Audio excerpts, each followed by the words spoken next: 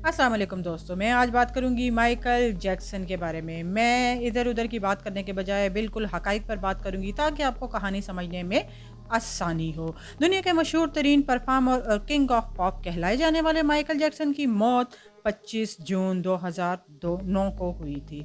मौत की वजह प्रोफेनाइल नामी एक ड्रग का इंजेक्शन था। माइकल जैक्सन डॉक्टर कॉनराड मरे का कहना था कि वो पिछले 60 दिनों से मुसलसल माइकल जैक्सन को प्रोपोफिल का इंजेक्शन लगा रहा था क्योंकि माइकल जैक्सन को नींद ना आने का मसला था।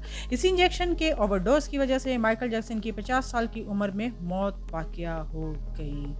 डॉक्टर कॉनराड मेरे को गिरफ्तार कर लिया गया और इसको 4 साल कैद की सज़ा सुनाई, लेकिन ये सिर्फ 2 साल ही जेल में गुजार कर बाहर आ गया। लेकिन दोस्तों, कहानी इतनी सिंपल नहीं है।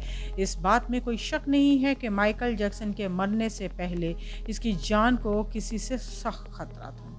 माइकल जैक्सन को लगता था कि इसको कत्ल कर दिया जाएगा। 27 जून 2013 को माइकल जैक्सन के बड़े बेटे प्रिंस जैक्सन ने इंटरव्यू में बताया कि माइकल जैक्सन अक्सर फ़ोन पर किसी से बात करता था और फिर रोने लग जाता था और फिर अपने बेटे को कहता कि ये मुझे मार देंगे। माइकल जैक्सन किसी से फ़ोन पर बात करता था और मैं आपको वीडियो में आगे चलकर बताऊंगी कि यही नहीं कि माइकल जैक्सन की 19 साला बेटी पेरिस जैक्सन ने भी पिछले साल ये दावा कर दिया था कि माइकल जैक्सन को बाकायदा कत्ल किया गया है और इस बात का इसकी पूरी फैमिली को पता है।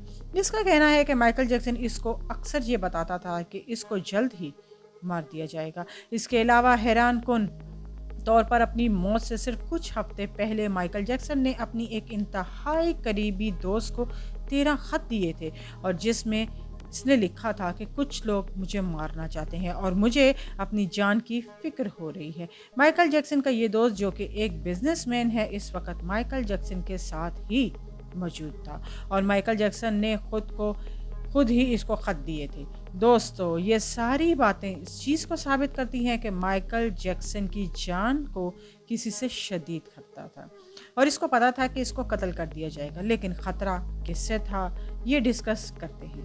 दोस्तों, ये बहुत कम लोग जानते हैं कि माइकल जैक्सन एक बिजनेसमैन था और यही इसकी ज़िंदगी का सबसे बड़ा मसला बन गया था और इस ताकत को माइकल जैक्सन अपने कंट्रोल से अब निकलता हुआ दिखाई दे रहा था। दोस्तों, अब थ्योरी पे बात नहीं करना चाहती, लेकिन अगर आप माइकल जैक्सन के मशहूर तरीन एल्बम डेंजरस के कवर को देखें तो आपको राइट साइड पर एक आंख बनी हुई नज़र आएगी, जो कि दरअसल इल्यूमिनाटी का साइन है। ये अब इस कवर पर क्या कर रही है, ये मैं इस आप पर छोड़ती हूँ। बहरहाल आगे बढ़ते हैं। माइकल जैक्सन के लिए सब कुछ अच्छा चल रहा था, लेकिन फिर 1995 में सोनी म्यूज़िक नामी कंपनी ने माइकल जैक्सन से रब्ता किया और सोनी म्यूज़िक को माइकल जैक्सन ने एटीवी म्यूज़िक के साथ मिलाने की ऑफ़र की। इसके बदले में सोनी म्यूज़िक माइकल जैक्सन को $95 मिलियन देने को तैयार थी। माइकल जैक्सन ने ये ऑफ़र कबूल कर ली और अब इसके खरीदे गए गानों पर आधा हक सोनी म्यूज़िक का था और सोनी म्यूज़िक के खरीदे हुए गानों पर माइकल जैक्सन का भी हक था। इसके साथ माइकल जैक्सन के गानों को प्रमोट करने का जिम्मा भी सोनी म्यूज़िक ने ले लिया। दोस्तों, लेकिन कुछ ही अरसे के बाद माइकल जैक्सन और सोनी म्यूज़िक के दरमियान एक जंग शुरू हो गई। माइकल जैक्सन को लगता था कि सोनी म्यूज़िक इनको ठीक से प्रमोट नहीं करी और इनसे झूठ बोल रही है कि इनके एल्बम्स बिक नहीं रहे, क्योंकि सोनी म्यूज़िक माइकल जैक्सन को फाइनेंशियली कमज़ोर करना चाहती थी ताकि वो कंपनी का 50% हिस्सा भी सोनी म्यूज़िक को बेच दे और यहीं से माइकल जैक्सन की ज़िंदगी की तबाही शुरू हुई।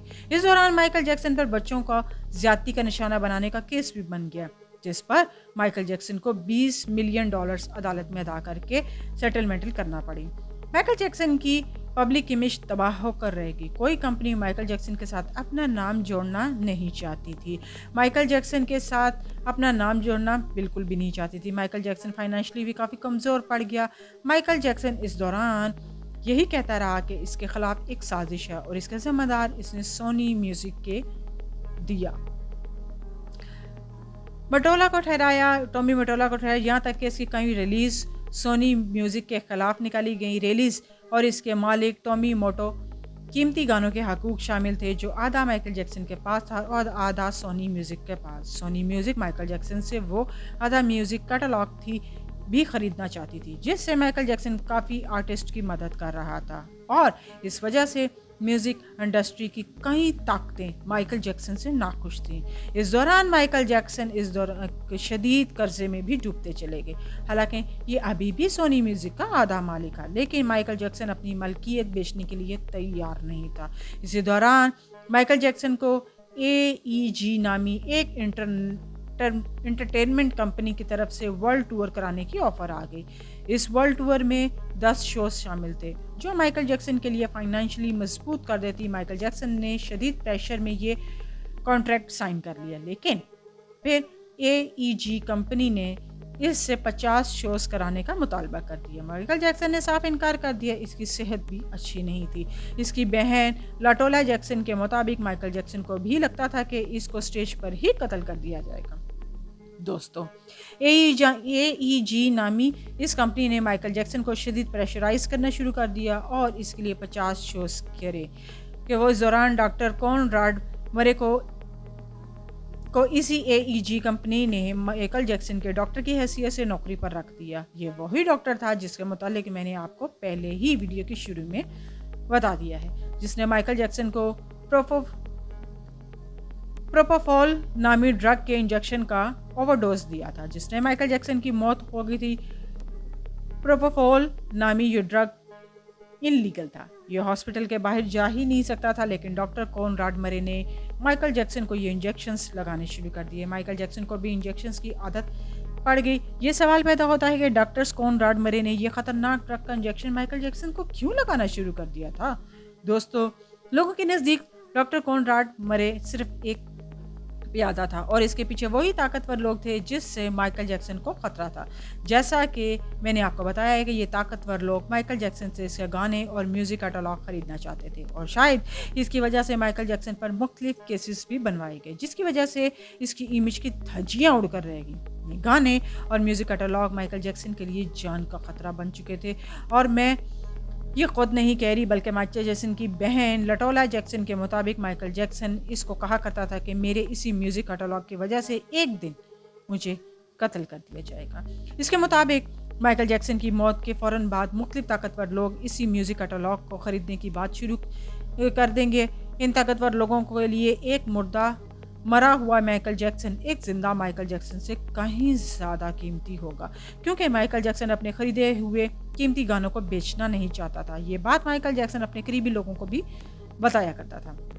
दोस्तों, वीडियो के शुरू में मैंने आपको बताया था कि माइकल जैक्सन फ़ोन पर किसी से बात करके कहता था कि ये लोग मुझे मार देंगे। इसके बेटे प्रिंस जैक्सन के मुताबिक माइकल जैक्सन दरअसल AEG नामी कंपनी के मालिक रैंडी फिलिप से फ़ोन पर बात कर के कहता था कि ये लोग मुझे मार देंगे, और वही AEG कंपनी जो माइकल जैक्सन को 50 शोज करने पर मजबूर कर रही थी, जिसने डॉक्टर कॉनराड मरे को माइकल जैक्सन का डॉक्टर रखा था।